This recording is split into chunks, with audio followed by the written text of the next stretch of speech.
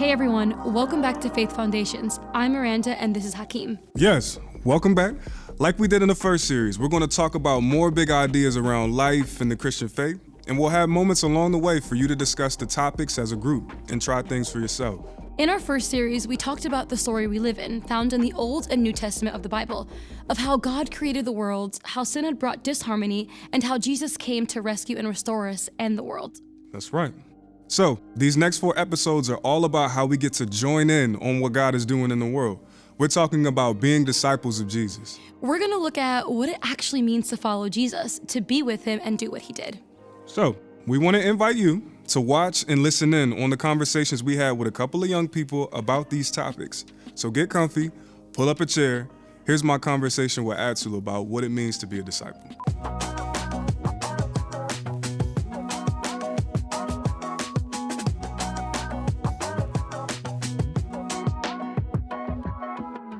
How you doing, Atsul? I'm good, man. I'm ready to jump in. Bet. So to start things off, let's look at a verse from John 10, where Jesus says, I have come that you may have life and life to the full. Jesus knows we all want to live a full, good life, and he's saying that's why he's come. Yeah, but I feel like some of my friends from school don't see Jesus that way, and to be completely honest, sometimes I even have a hard time believing this. I mean, I'm just thinking about some of the examples that we see today, and they're not always good. Some people who call themselves Christians have done a lot of harm, so I think my friends see it that way. Where instead of this full good life Jesus has for us, they more so see it like God wants to control them and constrict their life. Honestly, I used to think the same thing. But then I realized that God's focus isn't behavior management, rather it's to holistically change us and our community for the better. Yeah, God does care for our actions. Right. Full stop. God cares about what we do and the harm that's been done by people who claim the faith. God is also after the things beneath our actions, our hearts, minds, and characters. What we do comes from what we desire, what we think, and the type of people we are. God wants to shape our hearts, minds, and characters to be like Jesus. And that's what leads to actions of generosity, peacemaking, and more. So you're saying the way that God transforms us is connected to the full life Jesus wants us to experience? Yeah, but it isn't a life that's free of sorrow and hardships and pain. The full life he offers is the opportunity to be cultivated into a person who is able to have joy and love and peace, no matter what positive or negative circumstances may come. But God doesn't just snap his fingers and then we change. We're changed through our responses to what is said to us and our wrestles with doubt, our processing of our traumas, and the list goes on. All of this contributes to the experience of that full life. For me, I remember when I lost my job 2 months before my son was born. Yet I had peace through the uncertainty of how I'd be able to take care of my family. And it wasn't that I didn't have anxiety or stress, but it felt like God's peace was holding and containing it. And Jesus doesn't just make that life possible for us, he shows us how we can experience it. The teachings, practices, and habits of Jesus' life are things we can imitate. They're the pathway that leads us into the full life that Jesus has come to give us. I feel like that's a big point, just because, there's a big difference between just believing in Jesus and actually trying to follow Jesus daily. Yeah. So Jesus was a rabbi, aka a teacher. And like other rabbis of his day, he had a group of young people follow him all around as he trained them up. And to follow after an ancient rabbi, you entered into a process of changing your entire life to look like your teachers. It was like an apprenticeship or an internship, similar to what you would do today if you wanted to become something like a mechanic. You spent countless hours with your rabbi. You took on their behaviors and habits. You become like them. And then you would continue on in their lifestyle and pass on their teaching to others. Following or apprenticing under a rabbi meant your life revolved around 3 main priorities: to be with your rabbi, become like your rabbi, and do what your rabbi does. Okay, so being a disciple is all about being with Jesus, becoming like him, and doing what he did. Yeah, apprenticing under Jesus is not about ticking boxes, but it's a whole life reorientation to being with Jesus and living as Jesus did. When we walk with him and become like him together, we experience the life we were created for, the life we all long for, a life of freedom, love, and meaning.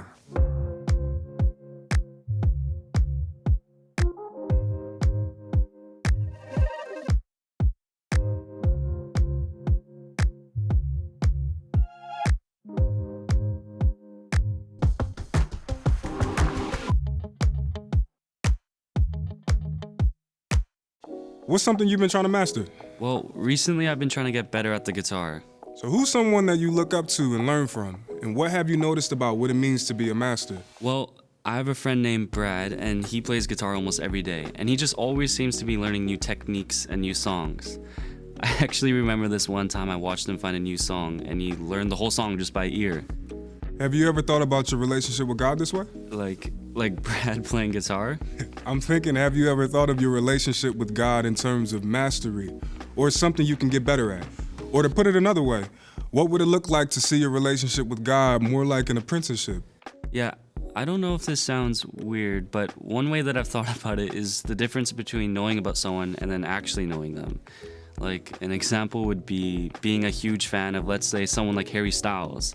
You can learn all the music, go to all his shows, watch all the interviews, but it would be a totally different thing if you were his actual friend, where he knows your name and you can talk about your life together. And a lot of times we can have a streaming content kind of relationship with God. I love that example.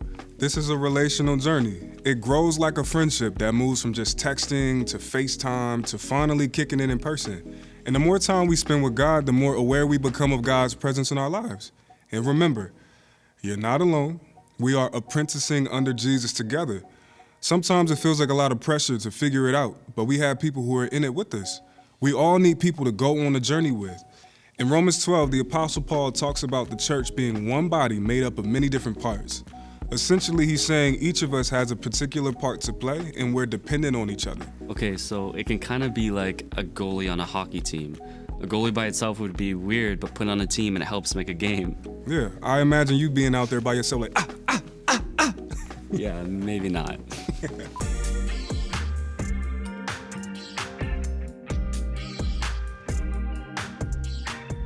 What do you do when seeking God is really hard and confusing? When the circumstances in your life cause you to doubt if God is even real? How does our apprenticeship to Jesus speak to those things? Those are really good questions. And to be honest, there are no simple answers. Trust me, I wish there were.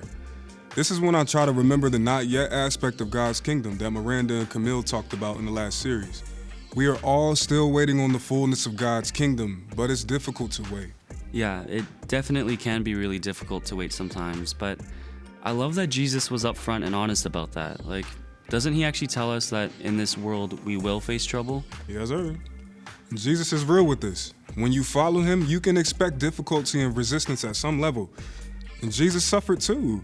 He knows what it's like to be made fun of and to be an outcast, to be hated and humiliated. He experienced the grief and loss of people close to him passing away. He felt the sting of rejection and hardship of being misunderstood. So Jesus gets us and can empathize with us in every way. Okay, so Hakeem, I hear you saying that because Jesus suffered as well, he gets us. He's with us and can actually accompany us when we encounter pain. Exactly. Jesus' life shows us how we can show up with pain and still stay connected to God. Do I understand why we experience suffering? No. And to be honest, oftentimes it doesn't feel fair. But if I could understand everything about God, God wouldn't be God. For God to be God, there have to be some elements of God's world that I don't understand. One of the hardest moments for me a few years ago was when my parents got divorced. It felt like one day things were going pretty good, and then the next day it was the total opposite. And it's one of those things where I don't have a nice and tidy answer for it, but walking through it has definitely led to more questions than answers. And for a lot of my life, my prayers have mostly sounded like, God, thanks for, or God, what do you want to do with my life? But when this all happened, I noticed that my prayers started to sound more like, God, where are you? And how is anything good going to come out of this? That's real. One time a pastor told me, God only works with the real you. God doesn't work with who you are pretending to be. And I love that. I love how the book of Psalms invites us to be real with God about our pain, confusion, loss, and anger. I think sometimes we can think God doesn't want to hear our honest thoughts and feelings because sometimes our thoughts can include doubting God's goodness. I get that. No, but God welcomes our raw honesty. There's no need to sugarcoat with God, even with your doubts. It's not doubt that's toxic to faith, it's silence. God can handle all our doubts. We don't have to be afraid of asking questions and speaking up. Sometimes I doubt God's goodness, especially when I think about the cycles of addiction that some of my relatives and friends experience, and the worries that come with living paycheck to paycheck, and the kids in my neighborhood growing up without a father. I know that God isn't the cause of these things. That's what keeps me holding on. Jesus promised to come back and to provide the fullness of God's goodness, healing, and justice, like we talked about in the last series. So, we can be confident that our sufferings won't get the last word. And don't get me wrong, we still grieve, full stop. We need to grieve. It's the reality that we live in. But we have hope in our grief. Revelation 21 promises that on that day, God will wipe away every tear from their eyes, and death shall be no more. Neither shall there be mourning, nor crying, nor pain anymore, for the former things have passed away. God says, I am making everything new. Yeah, I like that. And I think for people my age, if following Jesus means that we can't be ourselves, then we're out. But if we know that Jesus wants the real me to follow him, then that's a whole different story. Like, I love the idea that God would rather have the version of us that's wrestling with questions and ideas than the version that is faking it, pretending to have it all together. That's good. It's important to say that following Jesus isn't always easy. You're not always going to feel like being real with Jesus or obeying him. Kind of like waking up early to work out. Like, are you always going to want to wake up at 5 a.m. to hit the gym? Yeah, probably not. But if you know you want to get stronger, it helps you say yes even when you don't want to. Sometimes we think that being real or living authentically is about only doing things we want or feel like doing, but that's not totally true. This is why you got to stay connected to your why. I wake up before my kids not because I want to be up at 5 a.m., but because I want a life of peace and joy, purpose. And that happens when I make time and space to be with Jesus and my kids when they get up. Sure, it starts as a discipline, and discipline is tough, but over time, the discipline has changed my desires. It shifted from discipline to delight. I look forward to early mornings with Jesus. Staying connected to that deeper desire keeps me from hitting snooze, at least most days.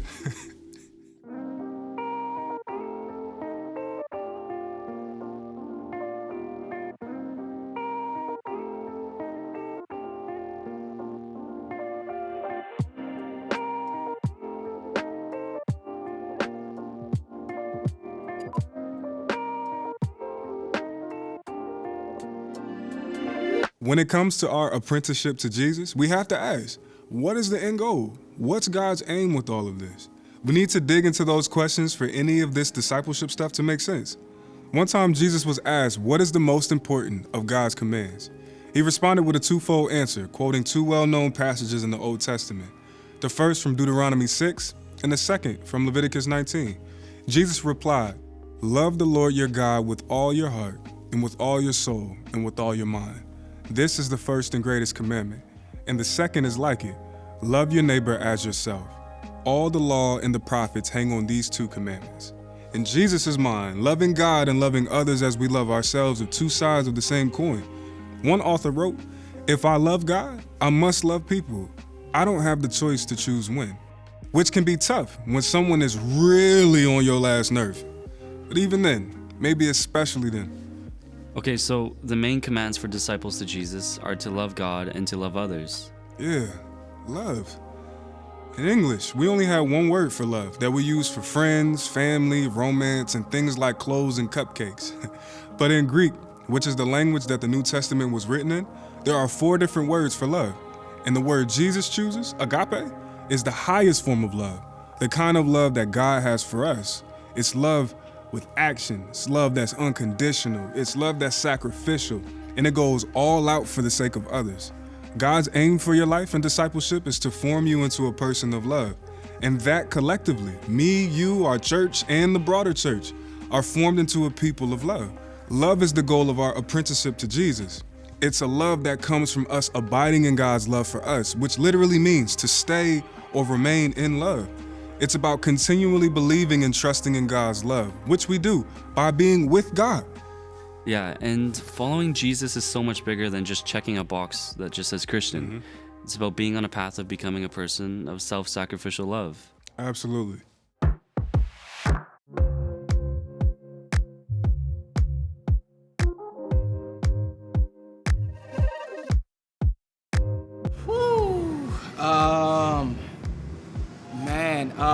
First of all, I don't think it's necessarily humanly possible. To love someone unconditionally, I think that means you love them like no matter what mistakes they make. Like you'll always be there for them, you'll always support them, even if they do something bad to you or it's bad to someone else, like if they're wrong. you're always there to support them and like help them like learn through their mistakes. To give your other like half to someone. Yeah. We were actually talking about this last night. It means to put people before yourself. Like, literally, no matter what they do, you're still gonna love them. Without judgment, without bias. It doesn't mean that you always agree with their choices. It means, hey, I'm still here. Hey, I'm still listening. I'll be here for you at the end of the day. Yeah, I might not agree with your choices, but I still care. I think it can be so hard to love unconditionally because you have to be vulnerable. You have to let someone see that side of you in order to be able to fully love somebody like that.